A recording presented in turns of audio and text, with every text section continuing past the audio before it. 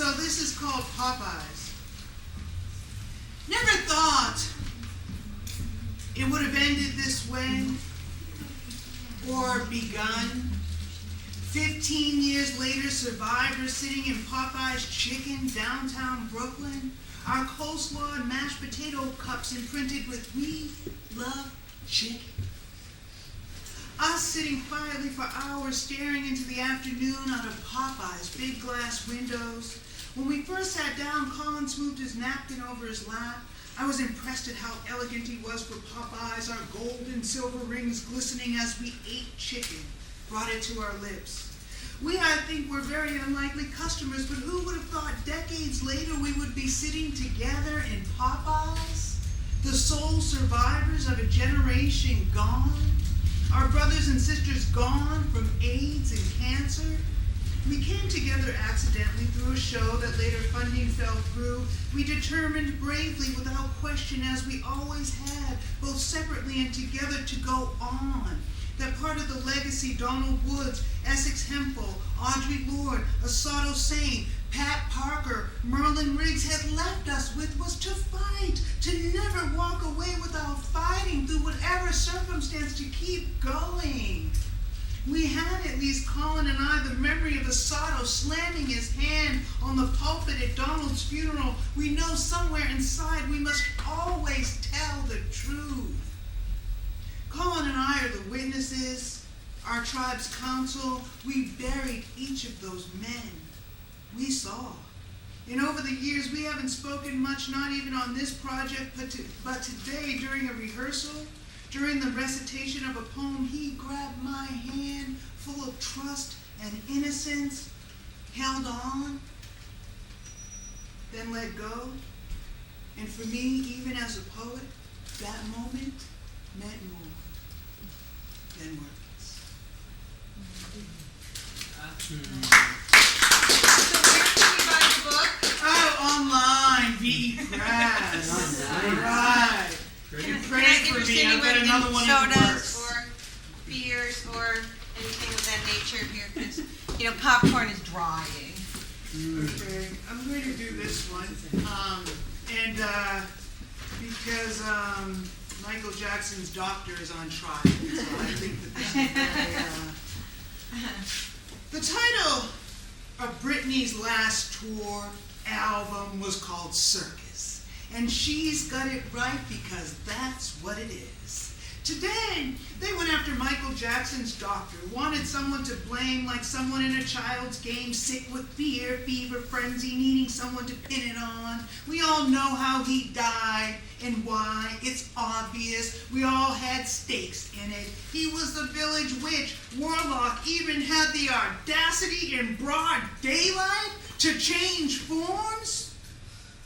He played the part well, with fits, spells, ill judgments like that crazy bitch Hecuba. He became the symbol of all of our fears, the person with whom we felt safe and superior enough to pin it on. Saw the cover of the New York Post a few days ago, and all it said for that brave brown boy with supernatural talent, all for the boy whose organs were feasted and fed upon, all it said for that king of American music was dead. And our black president remained strangely silent. Today they went after Michael Jackson's doctor like they went after the doctor of Anna Nicole and her lover Howard Stern. Didn't want to say that that tall Texan beauty died long ago. And what was left went with Daniel, her son. She was a train wreck. We couldn't stop watching over and over some new shock and thriller we couldn't get enough of. And this is dark, but I wanted to be as bright and shiny as Michael when he sang, "We are the world." But they went after his doctor the way they went after Mary-Kate Olsen after Heath Ledger's death. The audacity was how everyone in Hollywood, the tabloids, covered up Ledger's death, called it a tragic accident. Only Deepak Chopra had the courage to say what was felt all along. It was no accident.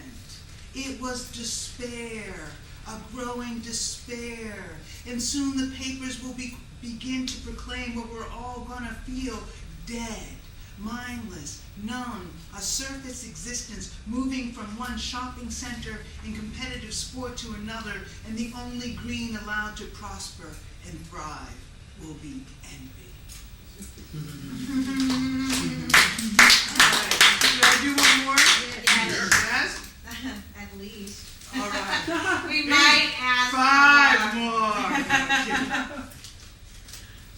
Okay. All right. This is a little fun. We'll see. We'll see what you think.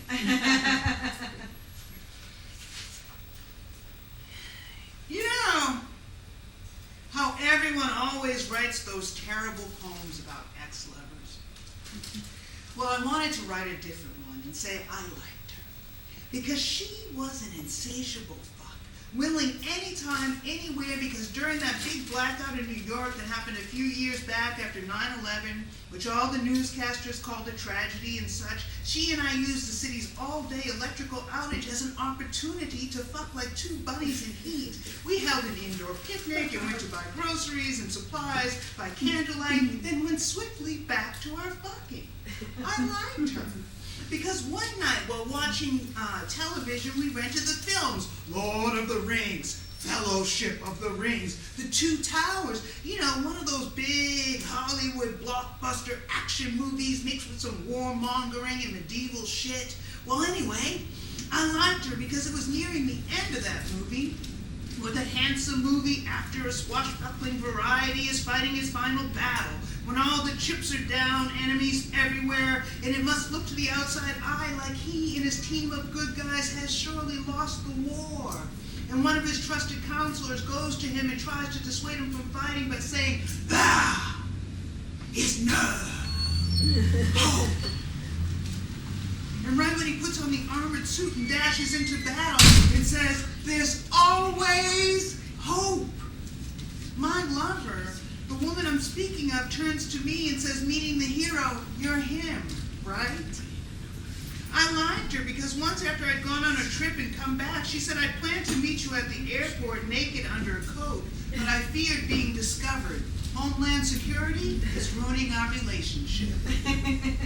And once, while going on another trip, she and I fucked so hard in a parking lot, I was late for the plane. And then when I entered the terminal, discovered I was at the wrong airport. And then my lover transports me in her car, on top of her wings, on back of her imaginary horse. And we're like the Lone Ranger and Tonto galloping down the highway full speed. I ended up making that flight. I liked her. Because once when we were standing on a soccer field on a Saturday afternoon, watching her 8-year-old daughter play soccer, the sun shone brightly on the field, then the team switched side and all the action goes an opposite way. She turns to me after we fought the evening before, when she's only going to walk a few steps, and says, "Come with me." I liked her because she wanted to study the Kama Sutra and for us to buy the kids. And finally, I liked her best because occasionally, while making love, when neither of us was guarded, she placed her slender brown hands around the back of my head, cradled it the way a mother does with a child, gazes lovingly into their eyes as a way of protecting them and keeping